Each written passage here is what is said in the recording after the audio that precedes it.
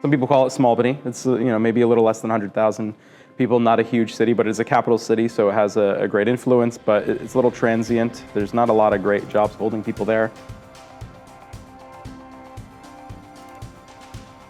George Barna, who does church statistics, had called us the least biblically literate city.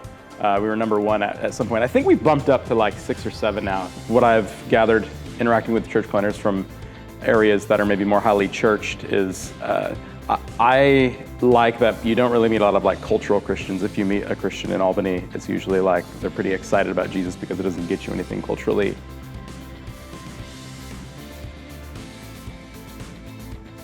We started church planning in 2018 and then had the great experience of in March 2020, we were like, hey, we're going to go into weekly services, didn't have a place to meet, so we said, we'll use all the money we're getting to be a church plant from outside donors, and we'll use it to do a catered lunch. We'll just do it in my living room.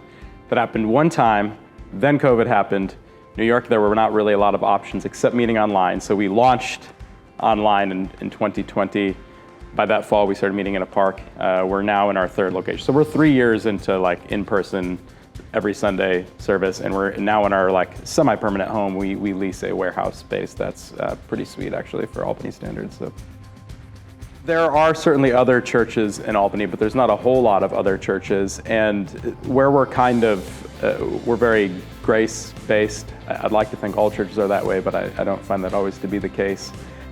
We have a lot of people that are coming there in healing, and I think that's a sweet spot. In some sense, if a verse that comes to mind to me is when Paul says, when I am weak, therefore he is strong, I think you see that embodied in our church. A lot of people that maybe by the world standards you would think, how are you doing things for the kingdom of God? But in God's economy, he will use them greatly.